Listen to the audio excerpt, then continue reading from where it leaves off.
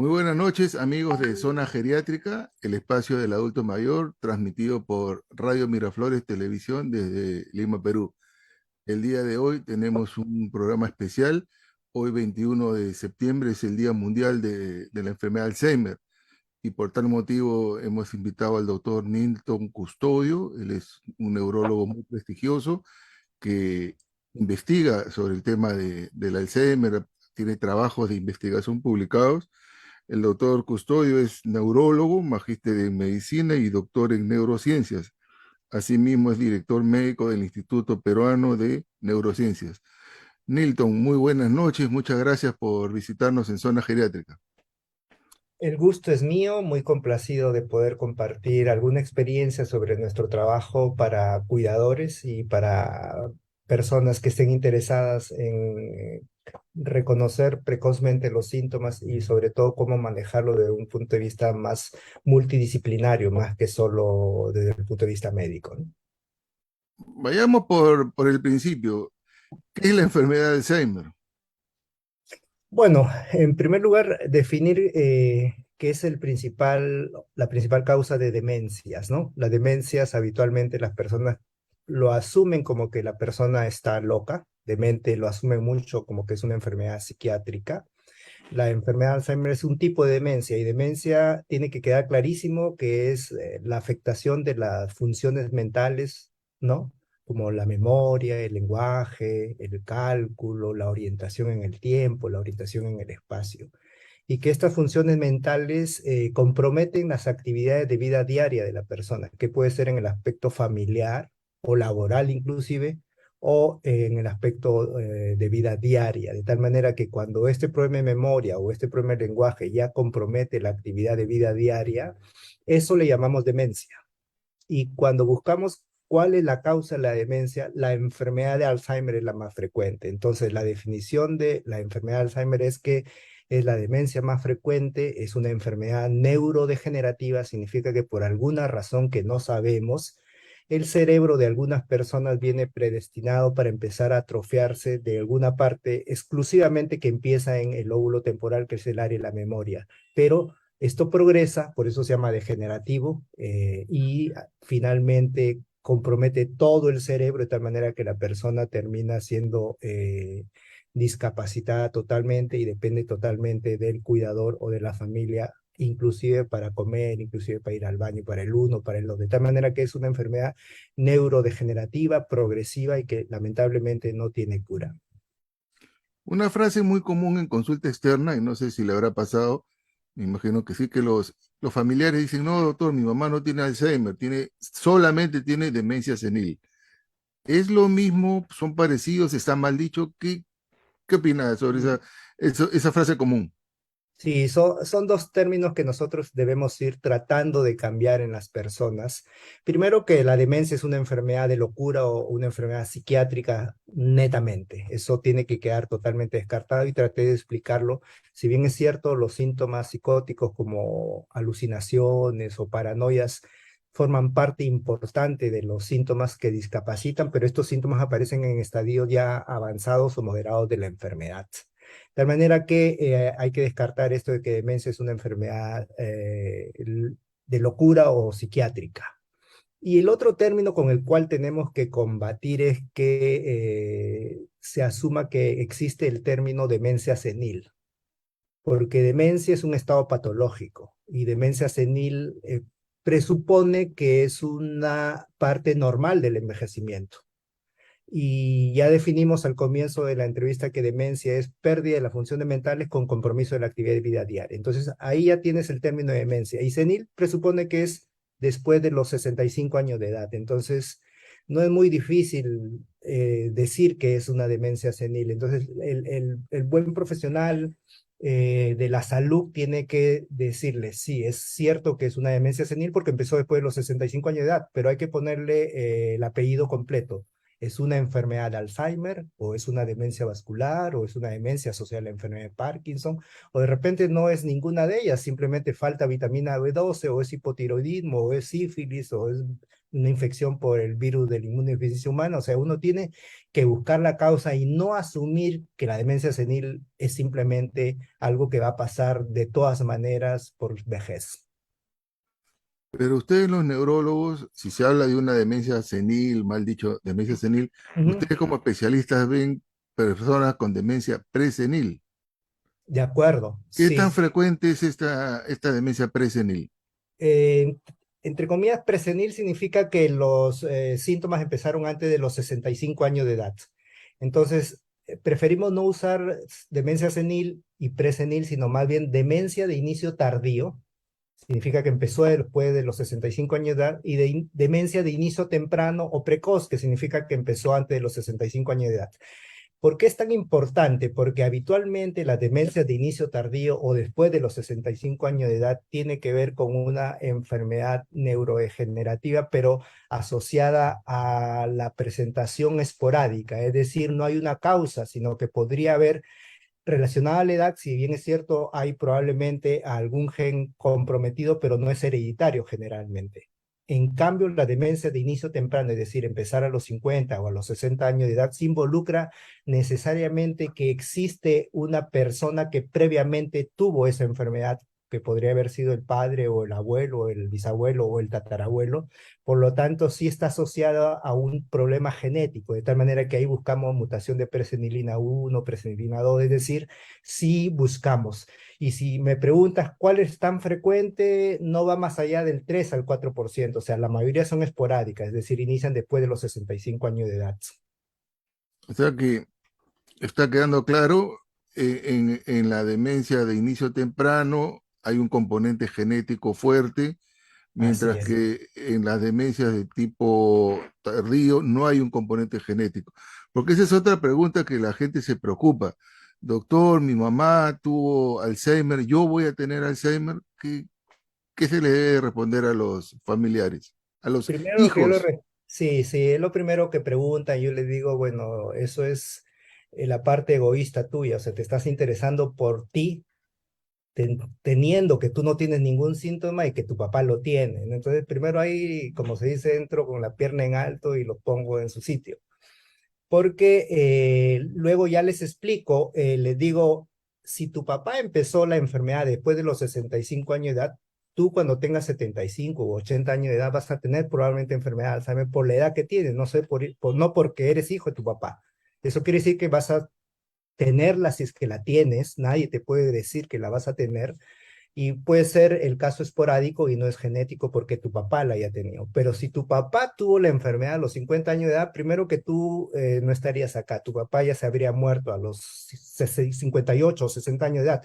Recordad que las demencias de inicio temprano son más cortas que las demencias de inicio tardío, mientras que las demencias de inicio tardío duran 14, 15 años en promedio. Los de inicio temprano duran 7 u 8 años. Entonces, la enfermedad es más rápida, ¿no? Entonces, les digo que se queden tranquilos. Si la enfermedad empezó después de los 65 años de edad, es probablemente que sea esporádica, y ellos van a tener el riesgo por tener más edad, pero no ser, por ser hijos del padre que están consultando, ¿no? Ahora, mencionaste que es una enfermedad que por el momento no tiene cura, pero tiene tratamiento. Sí, cuando nosotros hacemos el diagnóstico, hay que tener en cuenta que una cosa es el diagnóstico en la práctica clínica diaria, donde estamos solo con pruebas de sangre, pruebas neuropsicológicas y tomografía y o resonancia, y es hasta ahí donde llegamos. Y la otra parte es donde estamos en un laboratorio de investigación como el que tenemos nosotros en el instituto, donde llegamos hasta hacer punción lumbar para medir tau y amiloide y pruebas genéticas, pero eso no se hace todos los días. Solo son con ciertos proyectos de investigación cuando hay un financiamiento, pero no pasa siempre, que es lo ideal, pero no tenemos acceso en este momento. Entonces, cuando hacemos el diagnóstico probable de enfermedad de Alzheimer, planteamos que hay que tratar síntomas de la enfermedad de Alzheimer, y los clasificamos en tres tipos, que es muy importante. Primero, que voy a tratar síntomas cognitivos. Segundo, que voy a tratar síntomas psicológicos y conductuales. Y tercero, que voy a tratar síntomas funcionales. Cualquiera de los medicamentos que existe, sea farmacológico o no farmacológico, lo que buscan es mejorar y aliviar la funcionalidad, es mantenerlo activo, que siga comiendo por sí solo, que siga manipulando el control remoto del televisor, aunque no recuerde qué comió en la mañana de hoy día o qué almorzó el fin de semana y con quiénes. O sea, la memoria no va a poder recuperarse. Es decir, los síntomas cognitivos van a continuar, no se van a aliviar en nada con ningún medicamento, pero lo más importante es que los síntomas conductuales, es decir, paranoias, alucinaciones, si todavía no los tuvo, no los va a tener, y si los tuvo, se usan por tiempos cortos los medicamentos antipsicóticos que son buenos, pero también hay que tener cuidado que podrían tener algunos efectos adversos adicionales, por lo que hay que usarlos por cortos tiempos, cuando se pueda. Hay casos en que no se puede cortar y hay que continuar con el tratamiento, pero tiene que quedar claro que, nuevamente resumiendo, mejorar la funcionalidad, disminuir la cantidad de síntomas cognitivos, lamentablemente ningún efecto sobre los síntomas cognitivos. Y hablando de los síntomas cognitivos, quiere decir que no hay un remedio, un fármaco que detenga el curso de la enfermedad, porque eso también es muy común o es la ilusión de muchos de los hijos, ¿no? Traigo a mi papá para que corte o detenga la enfermedad, ¿no? ¿Qué le Ok. decimos? Sí, nuevamente le repito, algunos términos groseros y duros para los cuidadores es lo que yo le digo: usted es el hijo, usted es el que paga, con todo derecho, usted tiene que conocer que la cantidad de dinero mensual que va a invertir para que su papá siga con la memoria perdida y tal vez perdiendo cada vez más habilidades, pero funcional, eso es mi mejor paciente, porque el cuidador tiene bien claro el techo al cual que aspiramos, porque si tú no le dices eso, probablemente el cuidador va a gastar alrededor de 300 o 400 soles por mes y viene y te dice: mi papá sigue igualito. Y lo que le digo, que esté igualito es bastante, porque si tú no recibes tratamiento, cada día tu papá está peor. ¿Peor en qué? En memoria, en lenguaje y perdiendo habilidades de vida diaria cada vez. O sea, al comienzo de repente se perdió en ir al mercado, ahora ni siquiera es capaz de prender el televisor porque ya olvidó cómo activar el control remoto, y probablemente en unos meses ni siquiera sepa para qué es el inodoro. Y orine fuera del baño y orine al lado de tu velador. Muy buena Entonces, eso información, tan importante que decimos, o sea, que pierde esas habilidades, es muy traumático. muy buena información la que da el doctor Custodio, ¿no? De que no hay que ilusionar a la familia con una curación, pero sí evitar que siga empeorando, que la medicación lo pueda ayudar. Si bien es cierto, va a avanzar, pero no va a avanzar tan rápido. Es correcto. Ahora, también hay una expresión, ¿no? Que no solo se enferma el enfermo, sino la familia. ¿Qué tan cierto es eso? Sí, mi profesor, el doctor García Villalobos, me decía: cuando tú veas un paciente que viene porque dice que tiene Alzheimer, o sea, tiene síntomas de memoria, ese paciente no tiene Alzheimer. El que te trae al paciente con Alzheimer es el cuidador o el esposo, el hijo, que es el que realmente sufre los cambios, porque el paciente al inicio y en estadios moderados no es consciente de sus síntomas, o sea, pierde la memoria y no tiene ninguna molestia. Las familias se preocupan recién cuando el papá se levantó a las 3 de la mañana para ir a trabajar, cuando hace 20 años que se jubiló. Entonces te malogró la noche, o sea, ya no te permitió dormir. Ahí recién: doctor, mi papá se para levantando, tiene paranoias, cree que mi mamá le saca la vuelta, cree que le están robando, no quiere comer porque lo están envenenando, entonces ya tiene síntomas conductuales. Pero, ¿y desde cuándo tiene problemas de que no recuerda lo que hace? Por lo tanto, le das un encargo y no lo recordaba, o te repite la conversación a cada rato, o está conversando y las palabras se le pierden y está el este. Ah, eso hace 4 años. Entonces la enfermedad empezó hace 4 años, no anoche que te levantó en la madrugada, ¿no? Entonces, las familias le dan importancia solo a los síntomas conductuales, pero no a los cognitivos, que son los problemas de memoria que empezaron muchos años antes. Entonces, los familiares muchas veces consultan en estadios moderados de la enfermedad. Entonces, los familiares tienen que ser muy bien instruidos para reconocer síntomas tempranos y no estén en esta situación de estrés, de obviamente del estrés del cuidador. Los pacientes tienen cada vez más síntomas, pero quienes realmente los observan son los cuidadores, la esposa, la hija, y ahí el consejo es, yo les digo, si tú eres el cuidador principal, pero no eres el héroe, o sea, tú tienes que hacer tu vida, tú tienes que dejar de estar las 24 horas con tu pareja o con tu padre, o sea, haz tu vida, no dejes de hacer los proyectos que tú tenías. Te gustaba pintar, igual sal 2 veces por semana y pide ayuda, o sea, tú no eres el héroe, tienes 4 hermanos, sí, pero a mí me han encargado porque soy la mujer, entonces los hombres que paguen a alguien para que la traigan.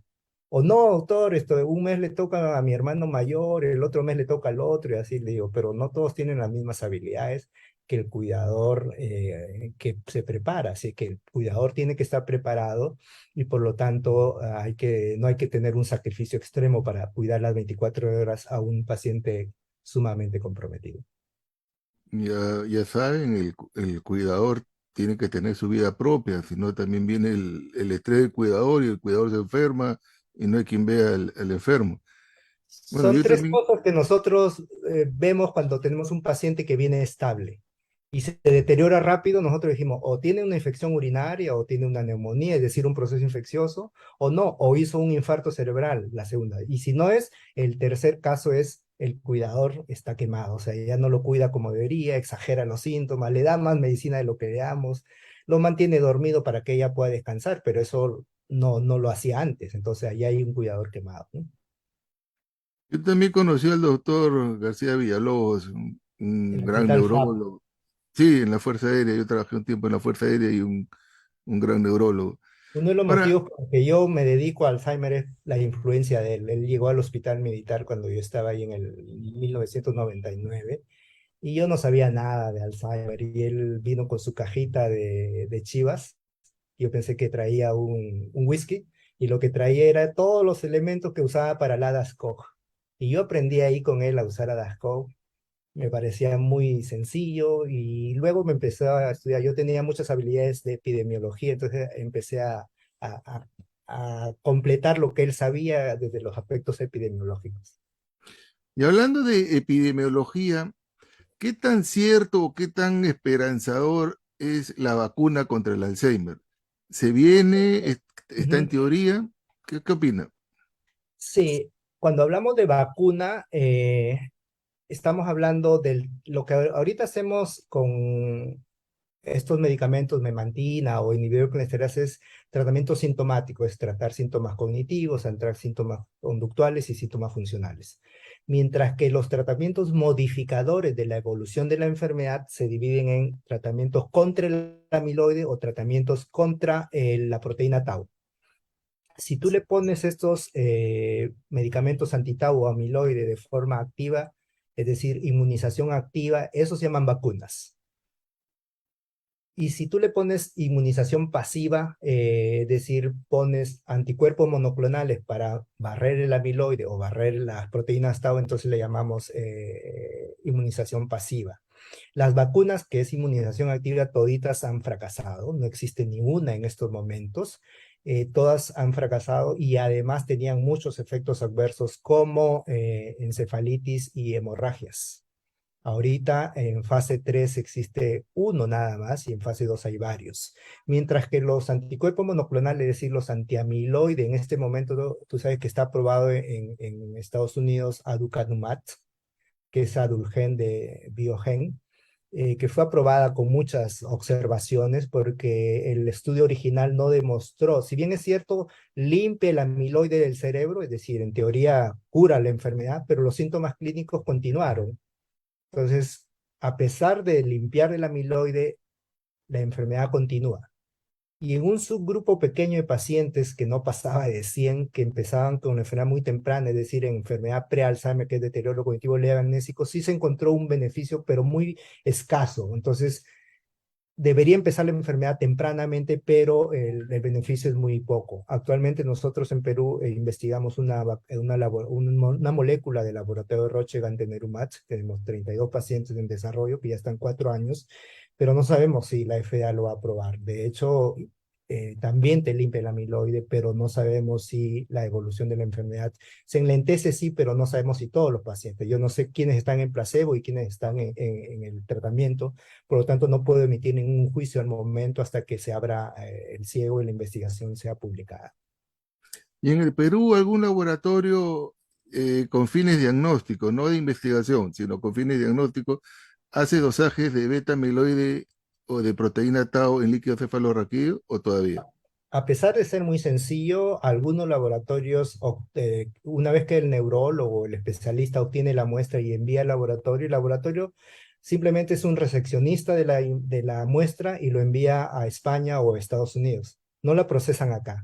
Por eso es que es tan costoso y no debería ser costoso. Es muy sencillo, es simplemente obtener la muestra de líquido cefalorraquídeo, hacer una prueba de contrastar y hacerlo en un aparato que tampoco es costoso y es muy sencillo. Nosotros lo hacemos solo por investigación y podemos llegar al diagnóstico definitivo viendo la cantidad de amiloide o de tau, ¿no? ¿Y qué tal es la resonancia? Porque Sí. la tomografía sabemos que no ayuda para el diagnóstico de Alzheimer, pero cada vez están evolucionando los exámenes, las imágenes, y ya la resonancia hoy en día ya es algo bastante común, bastante frecuente. ¿Qué tal sensibilidad tiene? Ok.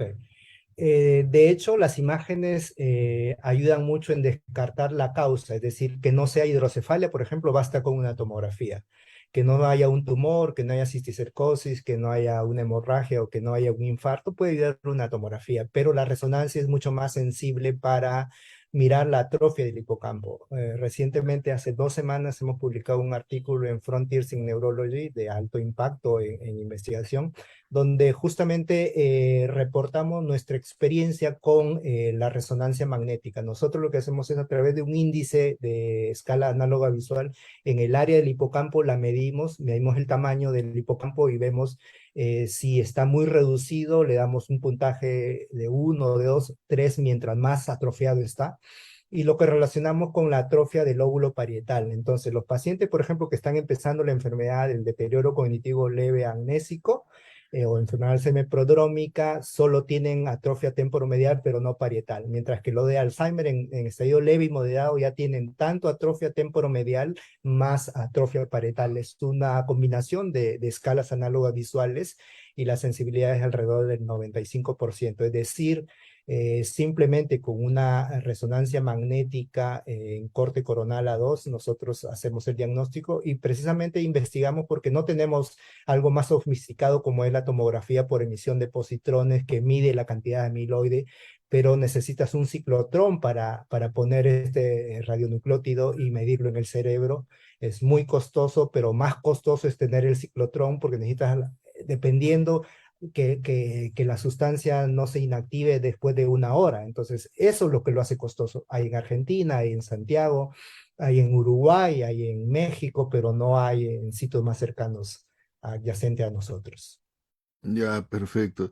Ahora, el día de hoy es 21 de septiembre y es el Día Mundial del Alzheimer. ¿Por qué es el Día Mundial del Alzheimer? ¿Qué Eh, celebramos hoy?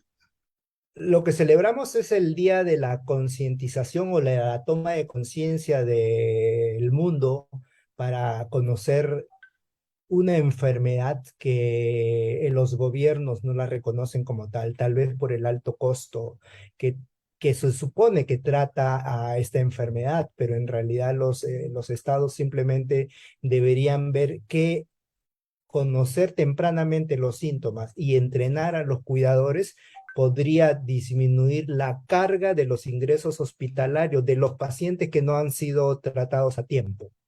Y además busca que hay algunos factores que pueden empeorar la progresión de un paciente con Alzheimer, no evitar la enfermedad de Alzheimer. Por ahí escucho que las medidas no farmacológicas podrían disminuir el riesgo de evolucionar hacia enfermedad de Alzheimer. No, el término correcto es disminuir la carga de otras enfermedades para aliviar la evolución de la enfermedad de Alzheimer, pero no para evitarla. O sea, si tú tienes un gen que va a determinar la atrofia de tu cerebro, pero además eres hipertenso, diabético, obeso, fumas, te has golpeado la cabeza varias veces, eres sedentario, o sea, todos esos factores empeoran la evolución de un paciente con enfermedad de Alzheimer. Por lo tanto, hay que limpiar de estos factores para que si tienes los riesgos de hacer Alzheimer, lo hagas, pero menos carga de enfermedad. De tal manera que eso es lo que busca el día 21 de septiembre, concientizar a la población, pero sobre todo concientizar a las políticas públicas de los gobiernos que lamentablemente no solo en Perú, sino en todos los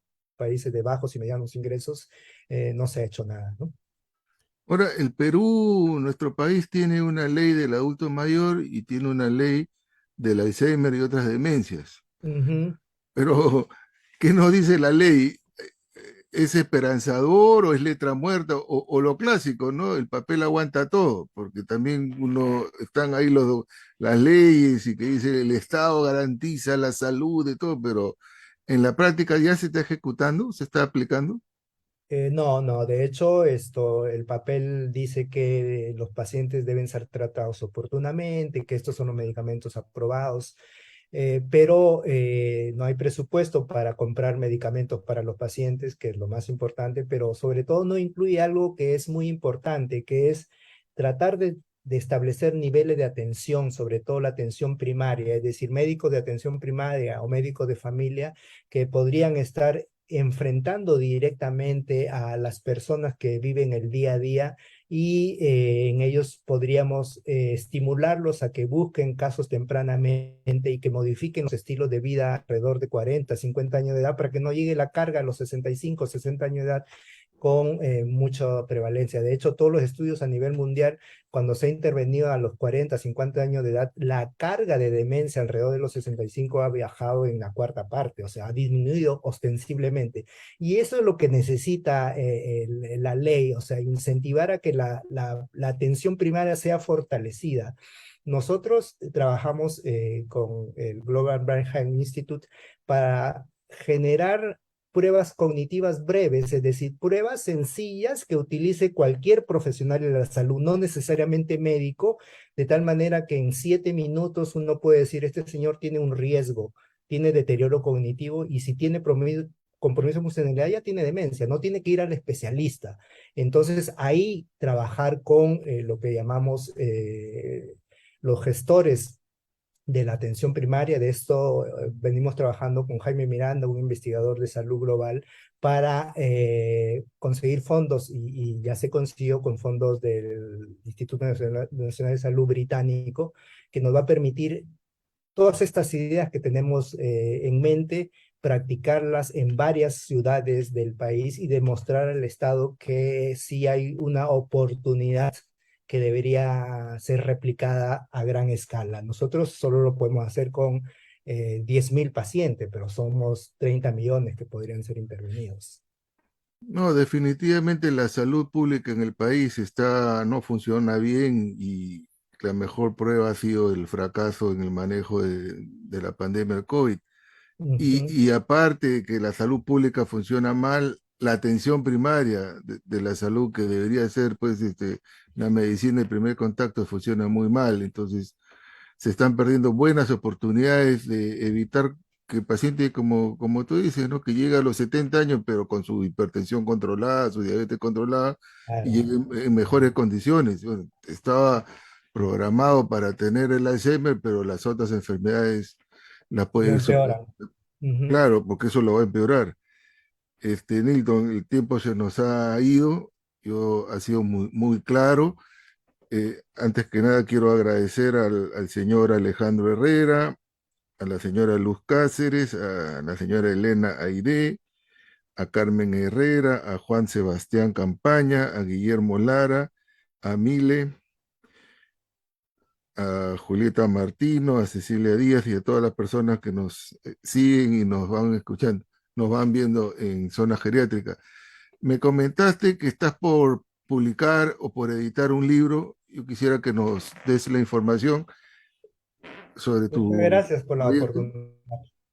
Sí, de hecho, hace mucho tiempo, hace 7 años publicamos un libro que se llama Enfermedad de Alzheimer, conociendo la enfermedad que llegó para quedarse, ¿no? Habla de todas nuestras investigaciones en un lenguaje coloquial, y ahora lo que hacemos es el libro que se llama Reconociéndome síntomas tempranos de las demencias. Entonces, lo que hago es, tal como expresé hoy día, que son síntomas cognitivos, que son síntomas conductuales y que son síntomas funcionales. Lo divido uno por uno, que es un problema de memoria episódica, que es un problema de memoria semántica, que es un problema de memoria de trabajo, y uno por uno va con un caso clínico de cómo se expresa un síntoma, pero sobre todo con una caricatura de cómo se vería el caso en ese momento, de tal manera que es muy gráfico, y de eso lo hacemos como una primera oportunidad, y en un mes va a estar siendo divulgado de manera gratuita, así que estén muy atentos a las redes sociales del Instituto Peruano de Neurociencia, donde va a ser distribuido gratuitamente y cada uno lo puede compartir. Mientras más gente conozca sobre cómo reconocer síntomas, más grato vamos a estar de estar divulgando este conocimiento. Y en el siguiente libro lo que hacemos es cómo manejar de manera no farmacológica estos síntomas. Estoy seguro que será un éxito y un gran aporte para toda la comunidad. Néstor, si desean ubicarte, ¿dónde te pueden localizar los televidentes, nuestros amigos que nos siguen? Ah, sí, muchas gracias. Sí, bueno, yo soy neurólogo y trabajo en el Instituto Peruano de Neurociencias, tanto en nuestra sede del INSE como en la nueva sede de Surco, donde yo acudo los martes y los viernes a atender a nuestros pacientes. De tal manera que tienen las redes de el Facebook, el Instagram, los teléfonos del Instituto Peruano de Neurociencias, y ahí ustedes me contactan para hacer una cita con tiempo. Ya saben, Instituto Peruano de Neurociencias. El día de hoy nos acompañó el doctor Nildo Custodio, neurólogo, y hemos conversado y aprendido un poco más sobre la enfermedad de Alzheimer. Amigos de Zona Geriátrica, eso ha sido todo por hoy y nos vemos el próximo miércoles a esta misma hora. Muchas gracias y buenas noches.